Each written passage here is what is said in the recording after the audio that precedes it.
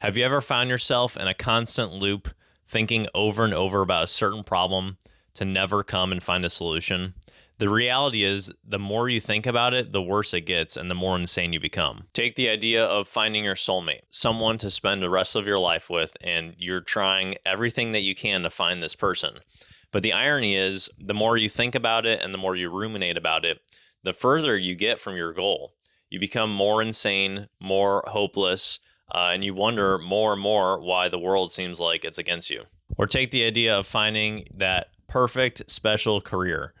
People tell you it's out there and that if you only set your mind to it, you can obtain it.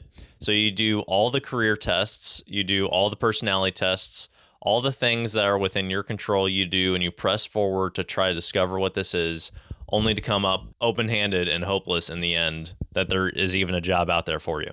Or what about conspiracy theories? You find bits and pieces of information that all connect to answer every issue to your life problems that you have. But the more you press in and the further you go, you get more irritable, you get more frustrated, and you get more restless on being able to live everyday life because the whole world is set out against you. These three are just different examples of how we can overthink, but the idea connected between them all is the same. There's a certain topic or thing that we ruminate on more and more, and we find that the more we think about it, the closer the walls come in and we can't find a way out. Each of these three ideas I've personally been with at different times in my life. And the picture that I get is like a runner. You think you can go very far by running very hard and fast, but you get exhausted and you can't go any further. And so same with thinking. We think that the more that we think about a certain subject or the more we press into it, the further that we'll get in terms of accomplishing our goal.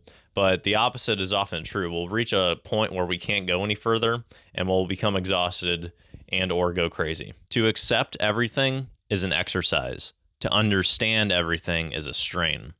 It's the logician who seeks to get the heavens into his head, and it's his head that splits. G.K. Chesterton. The irony is, the more that we press into these situations and overthink, the quicker we lose our wits. But even if we were able to understand everything about the certain situation that we are overthinking, often enough it very much wouldn't be worth comprehending. So let's take an idea then. Let's take the idea of materialism, for example. So materialism would say that the world is entirely made of matter and can be explained entirely through laws, and there's nothing mysterious, there's nothing that can't be explained, it could all be comprehended.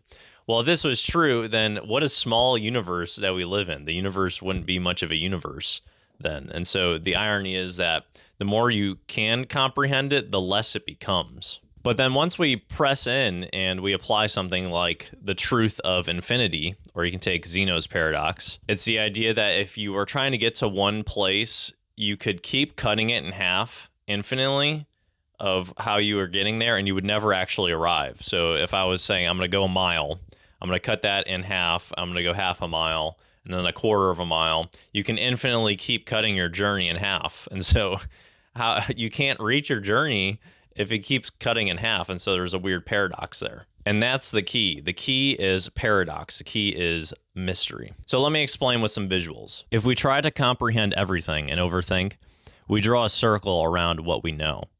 We know everything in that circle fully, but we are unable to encircle all things. The bigger we draw our circle, the more we overthink and the more we lose our wits. The circle is fixed in size. It is perfect and infinite.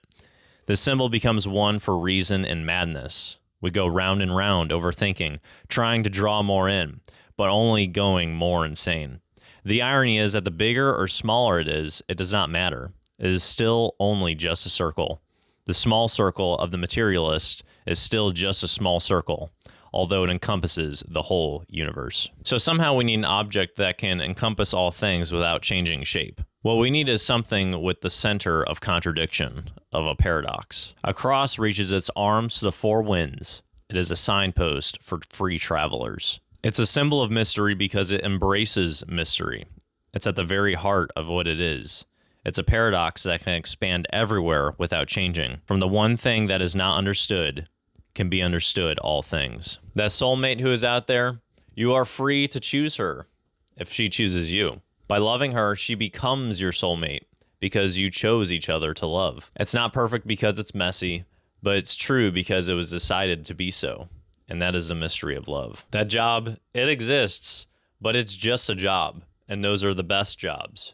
You don't expect it to be perfect because it isn't. But those are the best jobs because it lets you experience life the most. It's just a job. It doesn't need to become something that it's not. Your life. The mystery is that it's just a job, but it's freeing if it's just a job. Or you could take the opposite approach. You could say that your whole life is your job.